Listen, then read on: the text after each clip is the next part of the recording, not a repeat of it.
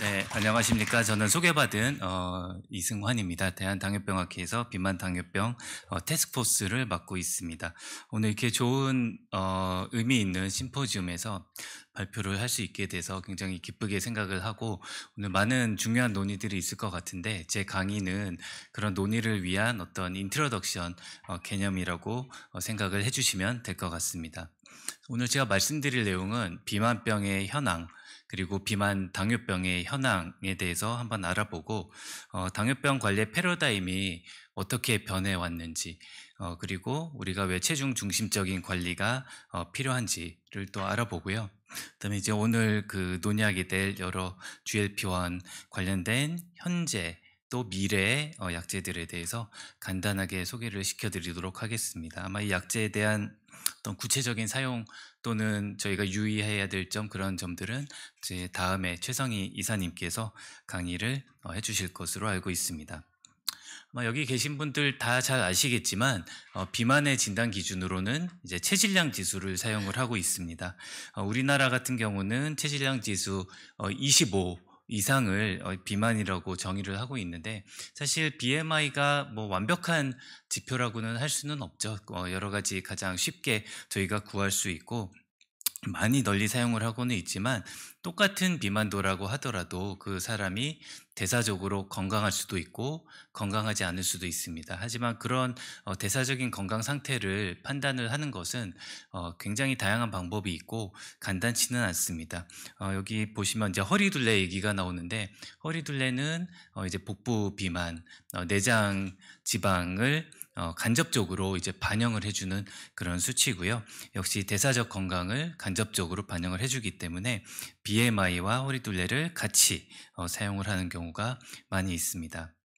나라마다 비만의 진단 기준을 다르게 사용을 하고 있는데, 이제 미국이라든지 유럽이라든지 서양 쪽은 대부분 BMI 30 이상을 비만으로 정의를 하고 있고, 아시아 태평양 지역, 한국, 일본 등 25 이상을 비만으로 정의를 하고 있는데, 특이하게 중국은 아시아지만 BMI 28을 비만 기준으로 하고 있습니다.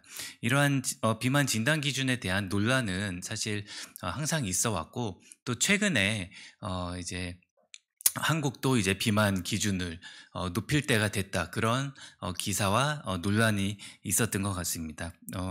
그거는 이제 비만의 어떤 아웃컴, 이 예후가 어떻게 어떤 정도에서 어떻게 나타나느냐를 봐야 되는데, 사실 계속 지속적으로 있는 논란이기 때문에 앞으로도 많은 좀 디스커션이 필요할 것으로 생각이 됩니다. 비만은 굉장히 이제 많이 늘어나고 있죠. 이 그림은 제가 비만 학회 그 팩트시트에서 따온 그림인데요. 2013년부터 2022년까지 10년 동안의 데이터를 보면은 약 30%에서 38%까지 10년 사이에 비만이 8% 정도 늘었습니다. 특이한 점은 남성에서 굉장히 급격한 증가를 보이고 있다는 거고요. 남성 위에 이제 파란색 그 선으로 되어 있는데, 38% 정도에서 49%, 10% 이상 늘었습니다. 상대적으로 여성 같은 경우는 비교적 크게 늘진 않고 안정적으로 유지되는 그런 현상을 보이고 있고, 복부 비만도 마찬가지입니다. 전체적으로 늘어나고 있는데 이것이 남성에서 더 과도하게 늘어나고 있어서 남성에서는 거의 복부 비만의 유병률이 10% 가까이 늘고 있는 그런 상태라고 보시면 되겠습니다. 그래서 아까 비만 단계를 말씀을 드렸는데, BMI 25에서 30이 1단계, 30에서 35가 2단계, 35 이상이 3단계라고 얘기하는데, 비만 1단계, 2단계, 3단계가 모두 늘어나고 있는데, 특히 2단계와 3단계, 우리가 흔히 고도 비만이라고 얘기를 하는 그런 부분들이 더 증가폭이 크다는 것을 알 수 있습니다. 그래서 2단계 같은 경우는 10년 사이에 1.6배, 3단계 비만병 같은 경우는 2.6배 정도 늘어났습니다. 남자와 여자 사이에는 비만율에 이런 나이에 따른 차이가 굉장히 크게 나타납니다. 그래서 남성 같은 경우는 주로 사회생활을 많이 하는 30대에서 50대 사이가 가장 피크로 비만율이 높아서, 우리나라 예를 들면 35세에서 40세는 거의 60% 가까이가 비만을 동반하고 있다는 얘기가 되겠고, 이와는 매우 다르게 여성에서는 이제 나이가 들수록 특히 폐경기가 지나고 나서부터 비만율이 더 급격하게 증가돼서 70대에서 가장 높은 비만병 유병률을 보여주고 있습니다. 예, 비만이 왜 문제가 되느냐? 뭐 만병의 근원이라고 저희가 얘기를 하는데 비만도에 따라서 중요한 이런 우리 생명과 관련이 된 여러 가지 질병들의 발생률이 크게 차이가 나게 됩니다. 이 그림에서는 사망을 얘기를 하고 있습니다.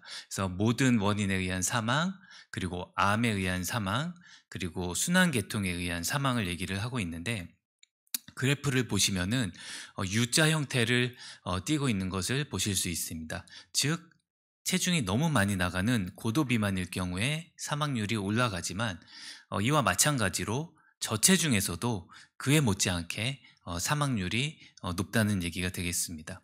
그렇다면 어느 구간에서 가장 사망률이 낮은가를 보면은 오버웨이트, 과체중, BMI 23에서 25죠. 그리고 1단계 비만, BMI 25에서 34이죠. 그래서 과체중과 1단계 비만이 모든 사망, 암에 의한 사망, 순환계통에 의한 사망이 모두 가장 낮은 구간이라는 걸 알 수가 있습니다. 따라서 우리가 사망만 놓고 보면은 지금의 BMI 기준이 조금 낮을 수 있다고 이제 판단을 할 수 있는 근거가 될 수 있겠습니다. 하지만 만성질환의 발생을 보면은 좀 얘기가 달라지는데요. 우리나라의 가장 흔한 만성질환인 이형 당뇨병, 고혈압, 그리고 이상지질혈증의 이 발생 위험을 보면은 결국엔 체중이 늘면 늘수록 더 위험도가 높아집니다. 비록 비만은 아니더라도 과체중 상태만 되더라도 이형 당뇨병의 발생 확률은 1.5배 이상 되고요. 고혈압도 1.4배 정도, 고지혈증도 1.4배 정도 됩니다. 만약에 1단계 비만인 사람은 어떻게 되느냐? 이형 당뇨병 같은 경우에 거의 2.5배 정도 발생률이 증가합니다. 고혈압도 2배 정도 증가합니다. 따라서 이런 거를 보면은 우리가 현재 BMI 기준이 전혀 높은 게 아니라고 또 판단을 할 수 있는 그런 근거가 될 수가 있겠습니다. 이제 본격적으로 좀 당뇨병 얘기를 해보도록 하겠습니다. 저희 당뇨병학회 홍보위원회에서 이제 최근에 한 2달 전에 이제 발간을 한 그런 팩트 시트가 되겠는데요. 우리나라 30세 이상 성인의 당뇨병 유병률 15.5% 정도로 조사가 되고 있습니다. 즉 성인 7명 중에 1명은 당뇨병을 가지고 있다는 얘기가 되겠고요. 당뇨병 환자 중에 비만이 동반된 환자가 몇 퍼센트냐 보면은 과체중과 비만을 다 합치면은 약 4분의 3 정도 됩니다. 즉 정상 체중이면서 당뇨병인 환자가 이제 4분의 1 정도밖에 안 된다는 얘기는 되는데요. 우리나라가 이제 예전에는 서양과는 다른 당뇨병이다. 비비만 당뇨병이 대세다라고 저도 학생 때는 배웠습니다. 하지만 점점 과체중, 비만을 동반을 한 이런 환자들이 늘어나면서 이제는 더 이상 비비만이 대세가 아니라 비만을 동반한 당뇨병 환자가 대세가 되었고 이거 역시 추세가 지속적으로 점차 늘어나고 있는 그런 형태를 보이고 있습니다. 복부 비만으로 봤을 때, 허리둘레로 봤을 때는 당뇨병 환자의 60% 정도가 복부 비만을 동반을 하고 있는 것으로 나와 있습니다. 나이에 따라서 좀 구분해서 보면은 여기 이제 하늘색이 청년이죠. 19에서 39세, 즉 20, 30대고 그 다음에 진한 파란색이 40에서 65세, 그 다음에 붉은색이 65세 이상인데 40세 이상에서는 2012년이나 2022년이나 평균 체질량 지수가 비슷합니다.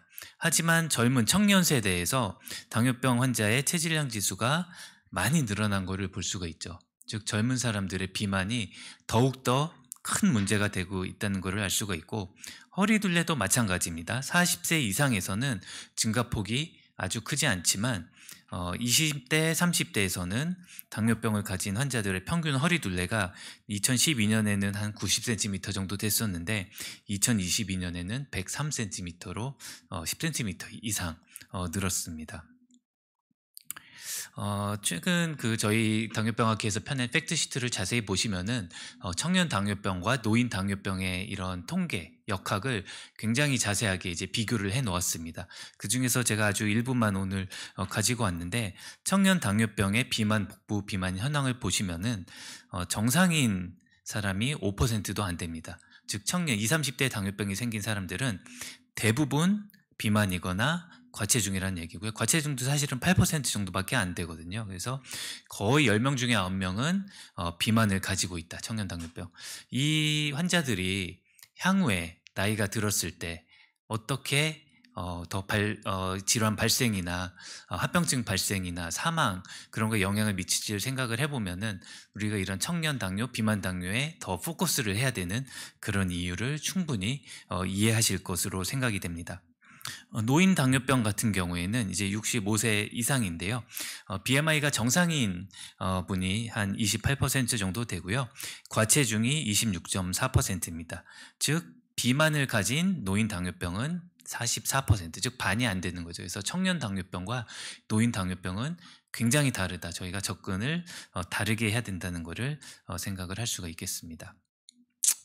다음은 이제 당뇨병 관리의 패러다임에 대해서 좀 말씀을 드리도록 하겠습니다. 이제 오늘 저희 심포지움의 제목도 이제 패러다임의 전환인데요.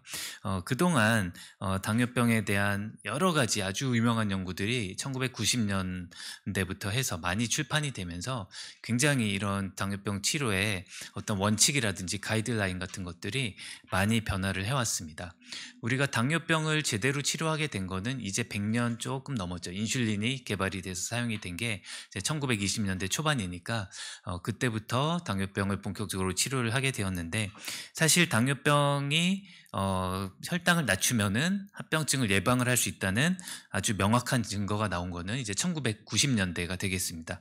그 당시 아주 유명한 DCCT나 UKPDS라는 1형 당뇨병, 2형 당뇨병 환자를 대상으로 한 연구에서 적극적으로 혈당을 조절을 했더니 미세혈관 합병증이 줄어든다는 것을 확인을 했고, 또 그 이후에 후속 연구라든지 장기간 관찰을 한 연구에서 혈당 조절을 잘 하면은 대혈관 질환, 심혈관 질환도 예방을 할 수 있다는 그런 증거들이 이제 차차 나오면서, 이때 1990년대, 2000년대 초반에는 모든 것이 이제 혈당 중심으로 돌아갔습니다. 즉 당뇨병 환자는 혈당을 최대한 낮춰서 정상화시켜야 된다. 그게 이제 치료의 목표가 되었습니다.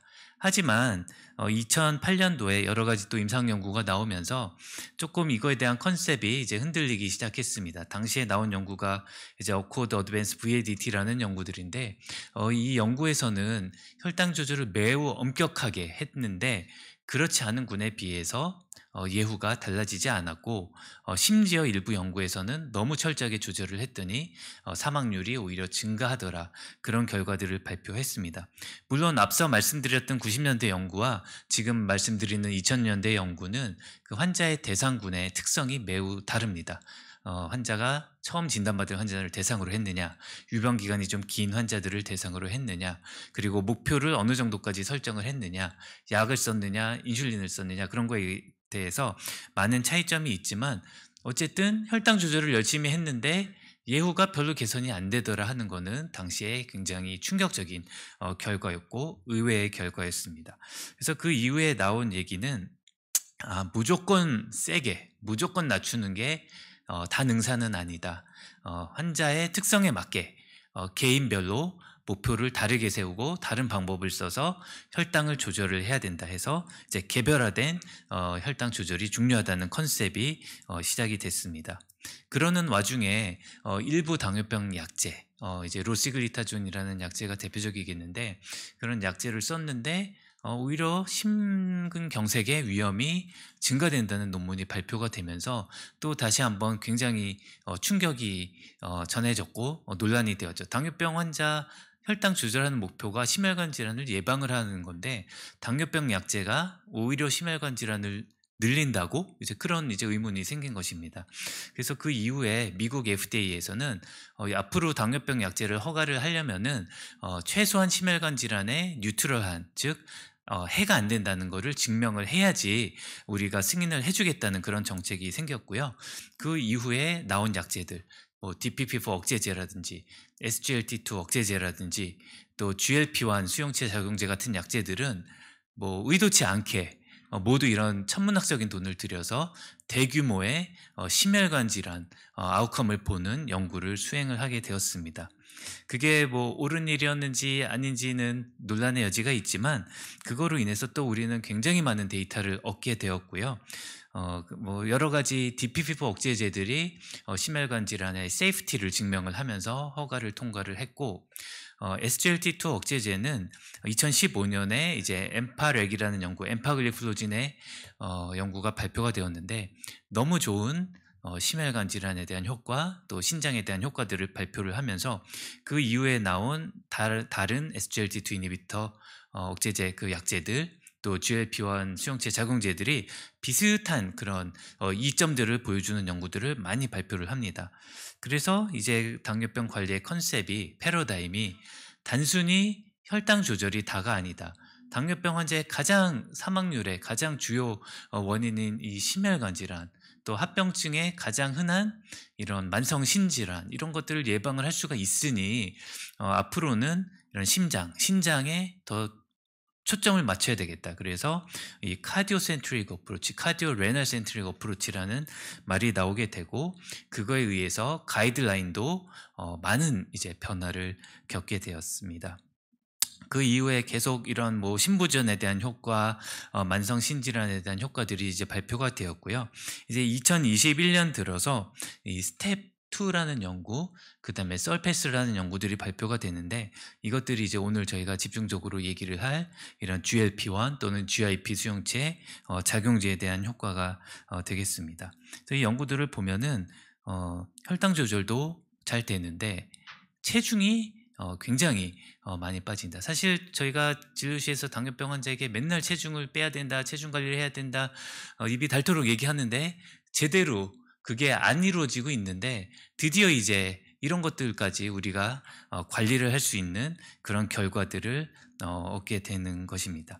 그래서 당뇨병의 관리가 이제 우리가 어디 중심을 두어야 되느냐. 예전처럼 단순히 이 끝에 단위의 혈당 조절에만 초점을 맞추는 게 아니라 여러 가지 합병증, 심장, 신장 그런 쪽에도 초점을 맞춰야 되지만, 이런 것들이 결국에 근원적인 병태 생리로 들어가면은 비만이 가장 그게 뿌리에 있거든요. 그래서 그 뿌리를 이제 교정을 해주는 체중 중심적 접근법이 최근 들어서 많은 이제 각광 조명을 이제 받게 되는 것입니다. 비만의 여러 가지 나쁜 점, 만성 질환과의 연관성은 너무 잘 아실 텐데요. 뭐 이형 당뇨병, 지방간, 지방 간염, 간경화, 심혈관 질환, 심부전, 뇌졸중, 만성신 질환, 그다음에 수면무호흡증, 골관절염, 그리고 역류성 식도염까지 모든 것이 다 비만과 깊은 관련이 있기 때문에 우리가 비만을 해결을 하면은 동시에 이러한 동반 질환들을 해결을 할 수 있는 그런 이제 가능성이 있습니다. 체중을 감소하면은 우리가 여러 가지 이점들을 기대를 할 수 있습니다. 체중을 한 5% 정도까지 감량을 하면은 혈압과 혈당이 떨어지고요. 5에서 10% 정도 감량을 하면은 당뇨병이 없는 환자에게 당뇨병 발생을 예방을 할 수가 있고, 지방간이나 고지혈증도 개선이 되는 효과가 나타나게 되고요. 10에서 15% 정도 빠지면은 심혈관 질환에도 이점이 있고 지방간염에도 이점이 있습니다. 만약에 15% 이상 빼면은 당뇨병을 가지고 있던 환자가 레미션, 즉 관해라고 저희가 표현을 합니다. 당뇨병은 완치되는 병은 아니기 때문에 관해, 약을 안 써도 되는 정도까지 떨어질 수 있다. 그리고 심혈관 질환에 의한 사망률이라든지 심부전에 도움이 된다는 이런 데이터들이 많이 있습니다. 근데 이런 것들이 이제 그림의 떡이죠. 만약에 체중을 조절을 할 수 없다면은. 근데 그동안에 마땅한 방법이 사실 없었던 것이 사실이죠. 가장 저희가 강조하는 생활 습관 개선, 식사를 조절을 해야 된다, 운동을 해야 된다, 많이 얘기를 하지만 그 효과를 실제로 보는 환자들은 굉장히 극소수입니다. 굉장히 집중적으로 운동을 시키고 영양교육을 시키고 그런 연구들 보면은 체중이 빠졌다가 그러한 중재가 없어지면은 대부분 다시 체중은 요요로 찌게 되는 것을 볼 수가 있고 5% 이상 빼서 유지를 한다는 것이 굉장히 드물게 저희가 볼 수 있는 거고요.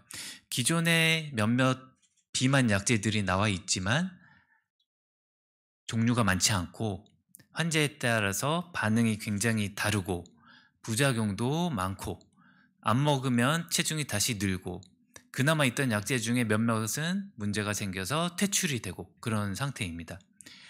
칼로리를 극단적으로 줄이는 초저열량식이를 하는 것이 또 한 가지 방법인데 되게 그냥 밥을 하루에 한 끼 정도 먹는 정도라고 생각을 하시면 되는데 과연 그렇게 하고 평생을 살 수 있습니까? 단기적으로는 할 수가 있지만 장기적으로 하기 어렵기 때문에 그동안 체중을 10% 이상 빼는 거는 사실 굉장히 어려운 문제였다. 가장 좋은 방법 비만 대사 수술이 있죠.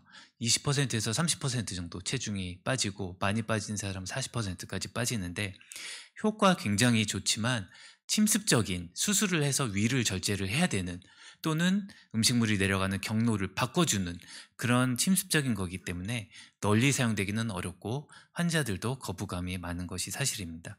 그래서 앞서 말씀드렸던 여러 가지 우리가 효과를 얻으려면은 한 10% 이상은 빠져야 된다. 한 20%까지 빠져야 되는데 그 사이에 해결할 수 있는 방법이 그동안은 없었던 것이 사실입니다. 그동안 사용된 식약처에서 허가가 된 비만 약제 4가지입니다. 지방의 흡수를 억제시켜주거나 식욕을 조절을 하거나 그다음에 싹센다라고 하는 GLP-1 수용체 작용제인데 이제 매일 맞는 주사인데 여기 보면은 위약 대비 체중 감소 효과 보면은 작은 거는 한 3% 그리고 가장 이제 효과 좋은 것도 한 6에서 9% 정도 되기 때문에 우리가 기대하는 그런 정도에는 아직 좀 많이 못 미치는 것이고 그다음에 당뇨병 약제 중에서도 이제 체중이 빠지는 약제들이 좀 있는데 체중은 한 2, 3kg 정도 많이 빠지는 거 그다음에 어떤 것들은 오히려 2, 3kg 정도 체중이 느는 그런 약제들이 있었던 것이 문제였습니다. 이제 그러던 와중에 이제 GLP-1과 GIP가 최근 들어서 이제 많이 각광을 받게 되었는데 GLP-1, GIP는 장에서 나오는 호르몬입니다. 우리가 음식을 섭취를 하면은 그거에 반응을 해서 장에서 나와서 가장 기본적인 작용으로는 췌장에 작용을 해서 인슐린 분비를 증가시켜주는 그런 약인데 이 그림에서 보듯이 우리 몸에 여러 다양한 장기에 효과가 있습니다. 그 중에서 당뇨 비만 쪽으로는 가장 좀 도미넌트한 작용이 이제 뇌에 우리 중추신경계에 작용해서 식욕을 조절을 해주는 것과 그 다음에 위에 작용해서 이제 위 배출을 늦춰주는 그런 효과가 있겠습니다.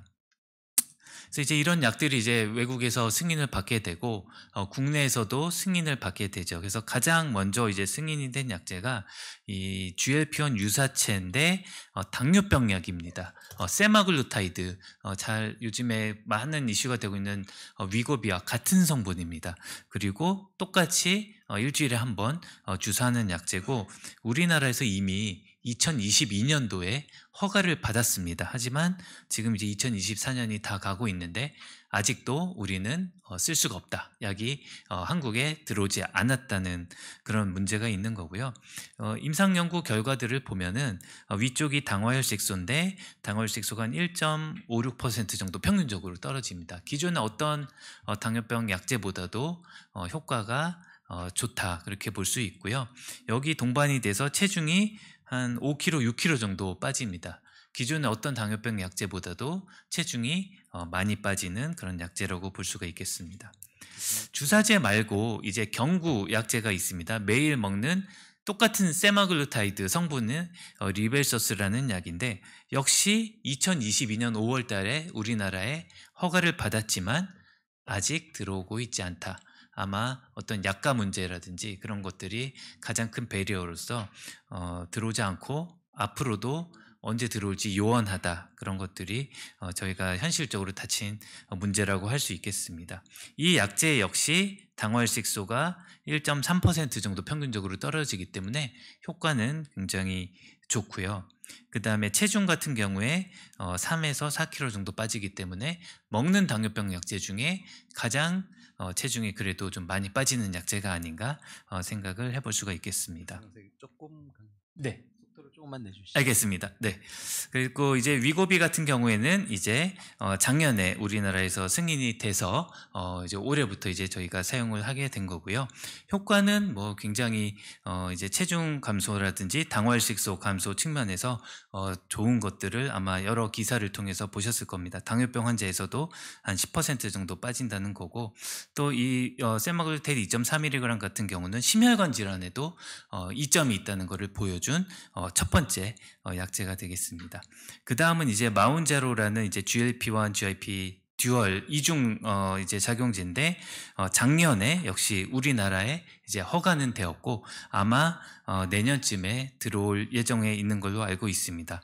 연구 결과를 보면은 당활식소는 한 2.5% 정도 평균적으로 빠지고, 그 다음에 그렇기 때문에 당활식소 7% 이내 목표치에 거의 한 90%까지 도달하는 것을 보여주고 있고요. 체중 같은 경우에도 당뇨병 환자에서 11%, 11kg, 12kg 그 정도 굉장히 10% 이상 빠지는 결과를 보여주었고, 비만 연구도 같이 됐는데 이거는 당뇨병이 없는 환자에서는 체중이 20%까지 빠진다. 당뇨병이 있는 환자에서도 한 15% 정도 빠진다. 그렇게 되어 있습니다. 그리고 이 약제 외에도 지금 수많은 약제들이 개발 중에 있습니다. GLP-1 포함해서 다른 여러 가지 장 호르몬들을 같이 결합을 한 약제들이 있고요. 그동안 나온 데이터를 보면은 당활식소가 한 2% 정도까지도 빠지는 것을 기대해 볼 수가 있고, 체중 같은 경우도 한 15%에서 20%까지 빠질 수 있는 약제들이 여러 가지가 개발이 되고 있기 때문에 향후에는 더 저희가 기대를 해볼 수 있는 약들이 많을 것 같습니다. 이제 거의 마지막인데요. 이게 미국 당뇨병학회 가이드라인입니다. 여기 보시면은 체중 조절이 첫 번째 목표로 설정이 돼야 된다는 거를 강조하고 있습니다. should represent a primary goal이거든요. 그래서 이제 당뇨병 환자에게 혈당만 조절을 하는 게 아니라 그 환자의 근본적인 문제인 체중을 조절을 하는 것이 이제 반드시 필요하다는 그런 거를 점점 더 이런 기조가 이제 강조가 될 것으로 생각이 되고요. 저희 당뇨병 학회에서 이제 이런 GLP-1 또 이제 이런 위고비가 이제 사용이 되기 시작을 하면서 앞서 회장님도 말씀해 주신 여러 가지 잘 사용을 해야 되는데 오남용의 문제가 있기 때문에 얼마 전에 또 저희 학회 성명서를 발표를 해서 그런 부분에 우려되는 점들을 또 강조를 한 바가 있기 때문에 그런 부분에 대해서 아마 최성희 이사님께서 또 뒤에 강의에서 자세히 말씀을 해 주실 것 같습니다. 네, 감사합니다.